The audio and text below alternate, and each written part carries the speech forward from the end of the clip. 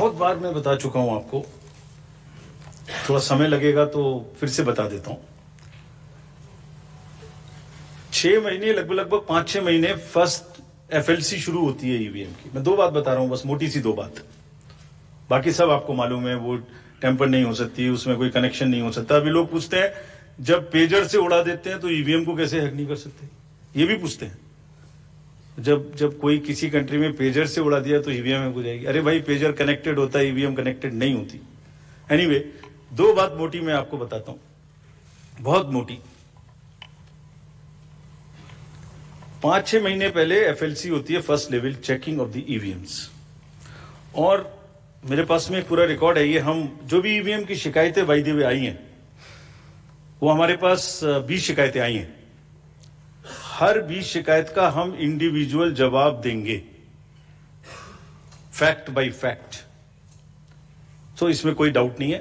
We will convey to each candidate to assure, this is our duty. Actually हमारी duty है कि अगर candidate ये पूछ रहे हैं कि आप बताइए, तो हम उन्हें बताएंगे, निश्चित रूप से बताएंगे, लिख के बताएंगे, पूरा डिटेल्ड बताएंगे और जल्दी ही बताएंगे। तो I am not going into individual cases, और उन सबको पब्लिश भी कर देंगे ताकि आप सबको भी पता लग जाए। But first level checking, randomization, second randomization, storage में रखना, स्टोरेज से बाहर निकालना, कमीशनिंग करना, कमीशनिंग के बाद वापिस स्टोरेज में रखना, फिर उसको पोलिंग डिस्पर्सल के दिन ले जाना, फिर उसको बूथ पे पहुंचाना, बूथ पे पूरा दिन वोटिंग कराना, फिर सील करना, फिर वापस स्टोरेज में रखना, फिर काउंटिंग के दिन निकालना, फिर पूरे दिन दिखाना। इसमें हर समय पर पॉलिटिकल पार्टी या उस कैंडिडेट या उसका एजेंट मौजूद रहते हैं। जब मशीन में कमीशनिंग होती है उस दिन उसमें बैटरी डाली जाती है। पहले आया था, पहले और बहुत सारी चीजें आई थी कि वो हैक हो सकती है, उसका वोट इधर डाला तो इधर जा सकता है, कुछ हो सकता है। ये पहली बार आया। अब हम ये भी सोच रहे हैं कि इससे अगला क्या आएगा, हम नहीं समझ पा रहे इससे अगला क्या आएगा, बट लगता है अगला भी कुछ आएगा, रुकेगा नहीं। मतलब कितनी बार। एनीवे, कमीशनिंग बहुत जरूरी है समझना। वोटिंग से करीब 5 या 6 दिन पहले कमीशनिंग होती है। 5-6 दिन पहले उस दिन मशीन में सिंबल पड़ते हैं। तो अब मशीन में अभी तक नई बैटरी उस दिन एक डाली जाती है,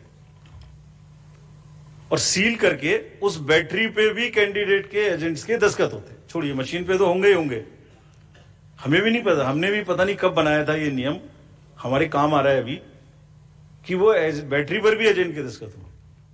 और अब कमीशनिंग के बाद, क्योंकि 5 ही दिन बचे हैं और इसमें सिंबल लोड हो चुके हैं, ये उनके सामने में स्ट्रांग रूम में जाएगी, डबल लॉक लगेगा, 3 लेयर की सिक्योरिटी रहेगी, 3 लेयर की, जिसमें सीएपीएफ भी शामिल होगी, मस्ट है। ऑब्जर्वर होंगे। उसके बाद जब वो पोलिंग के डिस्ट्रीब्यूशन के दिन निकलेंगी, उस दिन फिर यही प्रोसेस होगा। सारा प्रोसेस वीडियोग्राफ होगा। यानी वीडियोग्राफ होने के बाद फिर वो फील्ड में पहुंचेंगे, सेक्टर मजिस्ट्रेट साथ में रहेंगे, फिर कैंडिडेट के एजेंट साथ में रहेंगे, फिर वहां पहुंचेगी, फिर कहेंगे भाई देख लो इसको, सब ठीक है, जो आपको नंबर दिया, हाँ, और उसके नंबर भी सबसे शेयर किए जाएंगे। इस नंबर की मशीन इस बूथ पे जाएगी। फिर जब वो बूथ पे पहुंच गई तो कहें भाई मिला लो आप, उसी नंबर की है कि नहीं है, वोट भी डाल के देख लो 50 कि ठीक है कि नहीं है। किसी ने 50 डाले, किसी ने 20 डाले, किसी ने कहा नहीं हमें ठीक है, हम नहीं डालेंगे। किसी स्टेज में किसी बूथ पर 20 कैंडिडेट हैं, किसी पर 5 कैंडिडेट हैं, किसी पर 5 ने कम वोट डाले, किसी ने ज्यादा डाले, बैटरी उसी हिसाब से यूज।